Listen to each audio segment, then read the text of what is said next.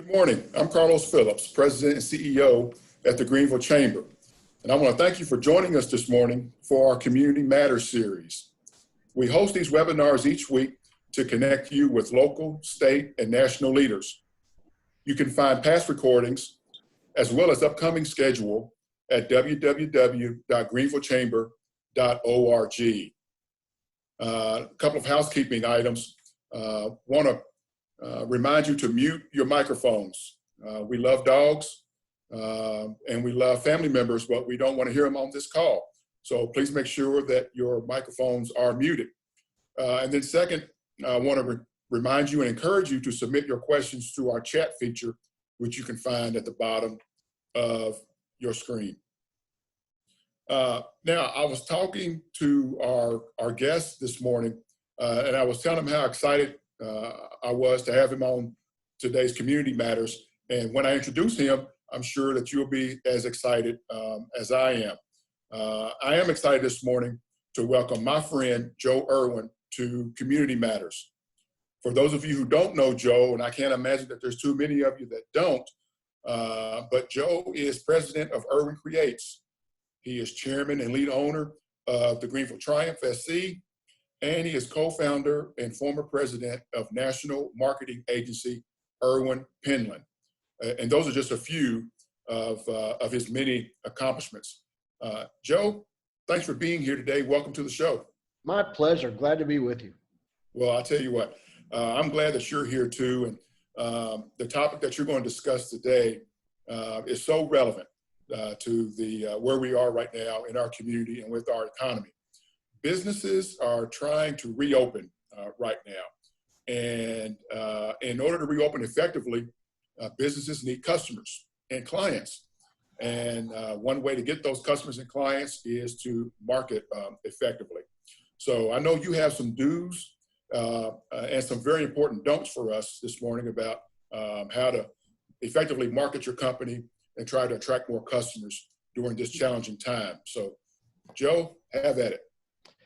Thanks so much, Carlos. And let me start out by telling everyone who's participating today that I'm in the same boat as so many of you. It wasn't that many years ago, I was part of an agency that grew to be, quite large, EP & Co. And Erwin Penland when we started it by name. And, we started with 2 people and grew it to be, one of the largest agencies headquartered in the South, and also had an office in New York with close to 100 people at our max. And when I left there, we were close to 400 people, right at 400. And so a lot of these issues that we're going to talk about today, we had grown to a point where I couldn't quite relate to all of them. But then when you start new stuff, as I did about 3.5, 4 years ago, all my companies are small businesses. And there are about 3 of them. And so the challenges for small business and even big business to market through a crisis, an economic recession, and clearly we are in an economic recession. It could even become a depression, depending on definitions and length, unemployment rates, and so forth. So, you really got to look first to history. So I want to talk about history. This is not the first crisis this country's ever faced economically that impacts the way that you should think about your marketing and promotion, PR, everything that can help you accelerate business, particularly on the back end.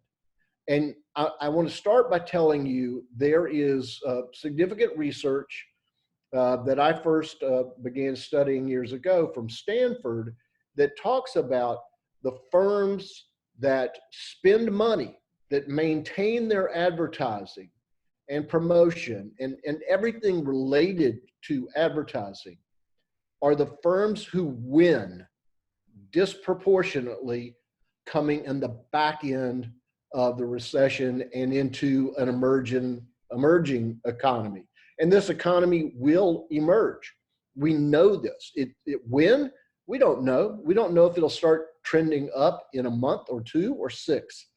But if you want to be one of the companies that stands to win and capture more share, this is the important time to do it. This is when you can win the game, even when times seem to be their toughest. And they are tough. We've all been hurt. And economically, we've been hurt, where it counts. We've had to lay off employees, many of us, and go through some really painful things. And so some of what I'm going to share with you, you may say, Joe, how can I justify increasing my advertising budget or increasing advertising, maybe not even budget? We'll talk about that. When I'm having to lay off people, well, I can just tell you that if you don't, then there are going to be bad things that will happen, and you will lag others who are really, really smart through as we go through this. So that's kind of a preface to this. And with that, I'm going to jump right in because I want to get through this in about 15 minutes and turn this into a dialogue and not a monologue. And in fact, as Carlos and I talked yesterday with his team, if you have a question as I'm going through this and you use the feature that Carlos mentioned and raise your hand and want to get a question in, go for it. It won't throw me off my talk track, but I am going to go fairly quickly. So let's jump in with a few points of things that you should in fact do during this economic crisis. Some of these are going to be obvious, but folks, you can't imagine how many companies are not doing this first thing. While they are, challenged, while their business is even shuttered in some cases, they're not keeping their website up to date. They're not staying active in social media, whether it's Instagram, Twitter, or Facebook, or whatever. I mean, there are things I don't even know about. I don't claim to be a social media ninja, but I know this, and you know it too. This is the way of the world now. People look for you in all these ways. They look for your website. They often do it with what they carry around in their pocket now. And if they don't find you or don't find current information on you, then they move on. They forget you. I'll give you a couple of examples of people who are not doing this well.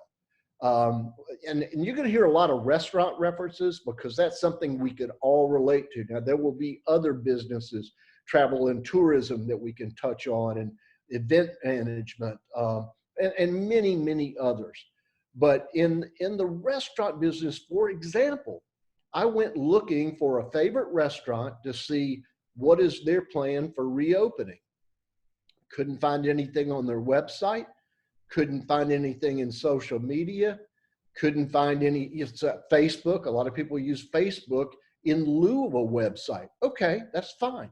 But by gosh, keep it update daily if you can. Very important.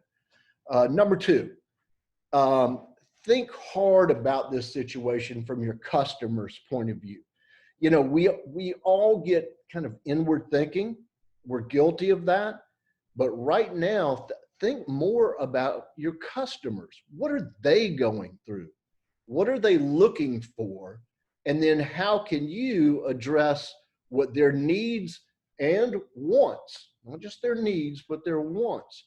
They're looking for engagement. They're looking for something that makes them feel good about the negative things happening in the economy. So as you think about your customers, and they've been hit hard too, of course. So think about value, and we'll talk about value, and hopefully in the Q&A, Carlos, we can talk about ways to demonstrate value that people go, oh, I didn't realize that I could get a really affordable meal, packaged meal from Rick Erwin's Deli in a way that is easy in, easy out. Value is going to be a really, really important thing for you to consider and prove every day and keep it update. 3, surprise your customers with generosity and empathy, and they will love you for it.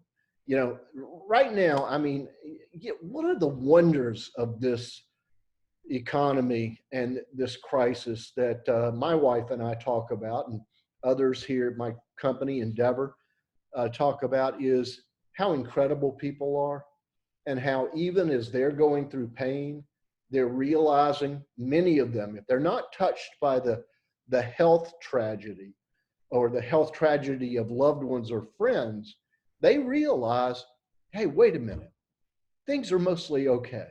I'm putting food on my table. I've got my health. And so what they start to care about is, yes, their pocketbook, but also what about other folks? So if you demonstrate that you're thinking that way, that you are doing things to share with nonprofits, with the United Way, for example, who are doing, Megan Barp and her team are doing such incredible things right now for emergency housing funds and just special funds aggregated to help those in great need. And you guys know this, and forgive me if I sound preachy, but as needy as many of us might be, you got people who cannot put food on their table. It's worse now than ever before. If you follow the news, you know that food banks are really, really struggling. So if you do some things that show your generosity, even if it cuts your margins, even if you're giving up something to do it, you're going to win the hearts and minds of your customers and maybe even some new customers. And we'll talk about new customers too, because this shouldn't be just about hanging on to those who have frequented you or bought from you in the past. Number 4, you want to optimize any data you have on your core customers. What do we all know about data and transactions? Well, we know this. We know that a lot of stores, be it a grocery store or be it restaurants or be it gyms, 9-round or whatever, they capture data. They get your email. They have all kinds of ways to reach you. And do they? Well, most do not. Joe, Most do not.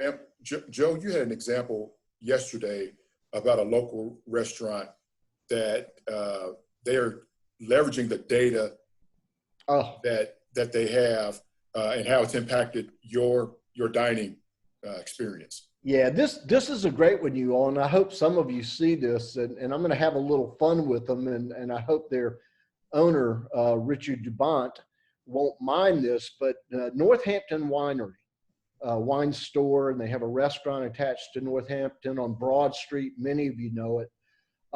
Northampton, for years, has had my contact information, email information, so forth. Why? Because at least once or twice, or a few times, I'll say, I paid way too much money for some really, nice wine. Don't do it often. I'm happy to buy my wine at Buy Lower Publix much of the time. I'm not a snob, but every now and then, you go buy some nice wine. Well, Richard and his team do get your emails and capture them, but they've never really done a lot with them. So on the occasion of him having to shutter his restaurant, as virtually every restaurateur did, he started emailing a few things. Here are updates on wines we have. Here is our new to-go.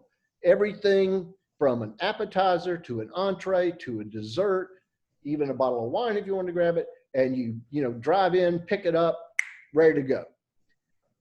Richard told me that when they started that the first day that they activated that program, that they sold over 150 meals through the door as carryout. Now, he didn't tell me this, but I think I know a little bit about his operation to know that he doesn't serve 150 meals, in a nighttime. His restaurant is pretty small, for those of you that know it. And if you don't, I'm going to guess they don't have more than 50 seats. So 150 meals, and guess what? You're not having, as much labor to prepare that. So pretty good margin doing that. And that's all because he activated something he already had, but wasn't really taking advantage of. and that is what you see on the screen. He's optimizing data. So if you've got data, use it. And if you don't have data, start to acquire it. Run a contest, do anything where you send your email in and you have a chance to win a free blank. If you're a hotel, a free weekend for a staycation, or free service for those of you who are service providers for planning an event. An event planner can say, we're going to plan this soup to nuts. Send us your information on what type of event. Send me your email. Now you're starting to acquire a database that you can put to use. For years, I wondered why Bilo had a program where they could see everything I ever bought back in the kind of the halcyon days of when Bilo was still doing really well. And their bonus card program was one of the first really ambitious programs, but they never did anything with the data. A missed opportunity. Don't you miss your opportunity when you can. Finally, point 5, negotiate for more media punch. All right, so I'm going to talk about advertising. Hopefully in Q&A, we'll talk more about advertising. But know this, it's not necessarily a point where you have to say, oh, Joe is telling me, or I know, or others have told me I've got to spend a lot more money. That's not necessarily true. In fact, if you go to those media companies that you work with, if you do, and if you don't, you should think about it, whether they're newspaper, radio, TV, I don't know about Facebook. I hadn't really thought through this because I've never bought the social media platforms before as advertising tools. We have people who do that for us. But, if you got other people doing it for you, push the hell out of them to negotiate for more, what we called in the advertising business, more added value. That can really help stretch your budget. And, this day and time, media companies have been hit hard too. And so they don't want to lose advertising revenue. They'll be willing to trade margin in many, many cases to make sure that their pages are full, if it's print, traditional print, or even if it's their new media platforms, to make sure that those pop-up ads keep appearing. And if they have to give away a little bit of margin or give away some space, they might do it. And who are they going to do it for? The people who ask. And so, Joe, you're a marketing guy, so I'm sure you would agree with the sentiment that companies must remain marketing driven during this time as well. Don't cut off the spigot, if you will. No, that's so true, Carlos. One of the other things that we've seen is, and I've seen this on the advertising side, and I think Andy Mendelson, my good friend and great creative collaborator, who owns his own agency and works for Bright & Co. and was the chief creative officer for EP for about 10 years with me, could tell you, when you shut off that spigot, to use your term, Carlos, if you shut it off, getting it going again, even if you spend what you spent before the recession, the customer comeback is very slow to build. So shutting it off, hard stop, big mistake. Don't do it. Yep. So those are some do's. Let's go through about 2 or 3 don'ts. Do not run out of date advertising. This makes me freaking crazy. I see ads running even now in newspapers, online, that are clearly out of date. They're not relevant to what's going on.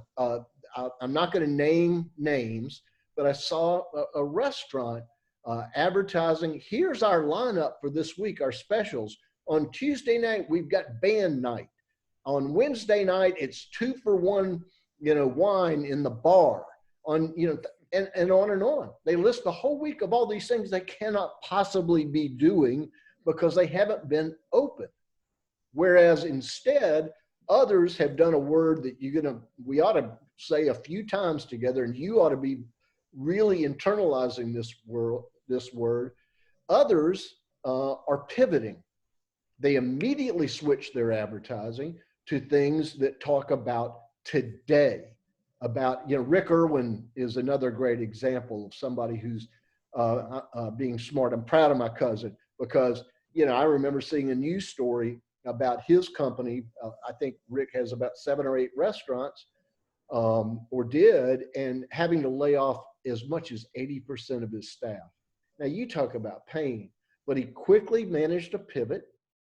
And out of the deli restaurant, and I think maybe out of the East Side restaurant, they started doing their carryout meals like Richard Dubont at Northampton. But he also added in, and Richard does this now too. Others are starting to figure it out. Rick was doing his steaks that he gets that you and I don't get too much. Restaurant grade steaks, many of them prime, and selling them at some value pricing. I talked to one guy who was a customer of a butcher shop, and he's a big fan of that shop, goes there all the time. He goes down to Rick Erwin, buys a couple of steaks. He and his wife have them, and a chicken breast or two, and they have those. They were blown away. He goes back a week later and buys $300 of meat frozen to stock his freezer and have ready. So, pivoting away from anything that was out of date to real current information that makes sense for today's unique economy is important. But no matter what, it's almost better. Well, I'm not going to say that. I started to say it yesterday, Carlos. You'll remember that, running out of date advertising is worse than running no advertising. And that may not be true, because even that restaurant that's been running those ads, and not once or twice, by the way, they've run them a lot, that are out of date and wrong. At least they get some top of mind awareness. So I'll give them a point for that. But that's all. That's the only point they get. Item 2, don't fail to market to new and potential customers.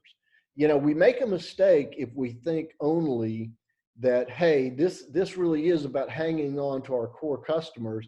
There's no opportunity to grow our business. I wouldn't think that way if I were you. I think, let's be, as long as we're thinking, as Tom Hanks said in the movie Big, as long as we're thinking, we might as well think big. So think about new customers. What can we do that addresses maybe a different demographic, different people who don't know our business, our store, whatever our business is. As an example, this is where value comes to mind. Here's a value example. If you're a restaurant, and again, forgive me if you're not, but this applies to anything. Market to people who may not think you offer value by showing value. Some of what, some restaurants are doing with these package deals, if you will, that show, wait a minute, I can go to Northampton Wines and get a dinner for 2. Or Rick Erwin had one yesterday that the price was so good I couldn't believe it. It included an appetizer, a dinner for 2, a dessert, and a bottle of wine for something like $25. I'm thinking, I've never been able to walk into one of his restaurants without spending $25. I think they take that from me before I get to a table. So you do that, guess what happens?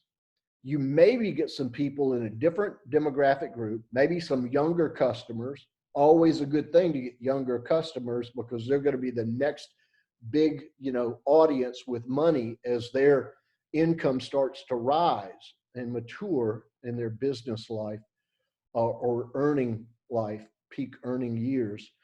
So getting younger customers, think about younger people. And by the way, and those are customers. What do we know about millennials? They are people who care more than a lot of other folks about the greater good. So when you do some of the things we talked about, Mill Village has got a great program. I hope you know about it coming up with Carl Stobasinski, Table 301, where they're going to have a virtual concert Monday night to raise money. And for which charity I do forget, forgive me, but the price tag on this one was a little higher. This was not a value thing, but because it's giving money to charity, all the money, by the way, outside of the cost to stage it, they're selling these tickets like crazy. $150 for dinner for two, and you can pick it up from Swamp Rabbit Cafe, or I think they'll even deliver it to you. So you take your dinner for two home, and if you're a single, by the way, you just say, well, now I've got two meals. So it's not just for two people or two couples, and it's packaged with a virtual concert featuring Edwin McCain, local guy who's won Grammy Awards. What a cool idea. And again, they're selling tickets like nobody's business. So think about how you reach new people, potentially. Call me crazy, but I think in this economy right now, some of you are going to actually grow your brands, and you're going to win big on the back end. You can do it. We're trying to do it at Triumph. We need to do it because right now the pain for being a seasonal business and not having a season so far it's frankly financially enormous. But we're trying to stay engaged. We're running a 4-day sale of merchandise where every dollar went to the United Way special COVID-19 fund. And that probably cost us more money out of pocket even than it did to put it on. And yet, we care about our community. You do too. Show it, and you'll win new customers. And then finally, I think we've got one more, don't, or do we not? Is that it? Y'all forgive me. I should know my own deck. No, we do. The most important one. Ladies and gentlemen, don't forget to have fun. These are dark days. Some of you undoubtedly are really feel beaten down, maybe depressed, and it's hard to have fun. But, talk to friends. I don't want to sound like a counselor, but I'm telling you, talk to friends who are going through the same things and find reasons to laugh and have some fun, to learn from each other, and to do some things that might seem a little crazy. They can be fun, and they can remind you that even in, dark days, that dark days can even be our periods of greatest opportunity. We just don't see it. So have a little fun and know that this thing will not be with us forever. I've got enough gray hair to believe that things do pass, and we'll all be good. So that's my presentation, Carlos, and we're about out of time. Well, but I tell you what, Joe, feedback we're getting from the chat room suggests that the information you're sharing is quite valuable. And we've got some folks even saying that they wish that we'd had you on the Community Matters earlier in the pandemic. I do have one question that I'd like to ask. The do's and the don'ts that you shared, you referenced a lot of for-profit businesses, but not-for-profits could benefit from this information too. Is that correct? Yeah, that's 100% correct. And not-for-profits can do things that have the same ideas behind them to show value and to show generosity. Also show appreciation.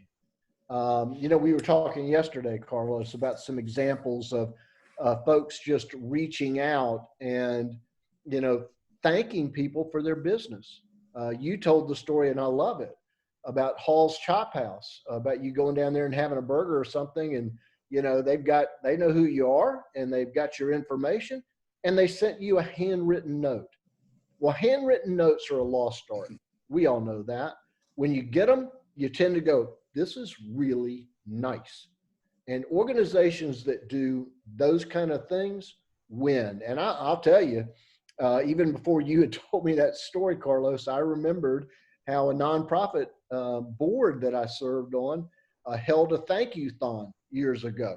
And we just had a phone bank for 2 nights, had a bunch of pizza, and all the board members called contributors who thought they were being called to say, give me more money. And instead, we were just calling to say, thank you. You've made a difference in the community. You've helped save lives by your contributions. And we just want to tell you how much we appreciate you. And you go, you're not calling to ask me for money? No, no, ma'am, not calling to ask you for money. And guess what happens, folks? You know the rest of the story. About a month later, a check comes voluntarily from somebody who was not asked for money. So nonprofits need to have the same level of imagination because, in fact, Carlos, to your question, I think for a lot of nonprofits, this is going to be even harder than for-profit companies because some of the first things people can do is rationalize, I'm going to have to quit giving to this or that for now. And the truth is, all of us as a society, we can't fail to take care of some neighbors now who are really not able to put food on their table, who don't have housing that's adequate. So, that's something to think about too. Well, Joe, thank you for not only sharing that, but for sharing all of your do's and don'ts today. I found them quite helpful and quite applicable to what we're trying to do here at the Chamber. And it seems that the folks who joined us on today's webcast, they found great value in your words of wisdom as well. So thank you again for joining us and for sharing your thoughts today.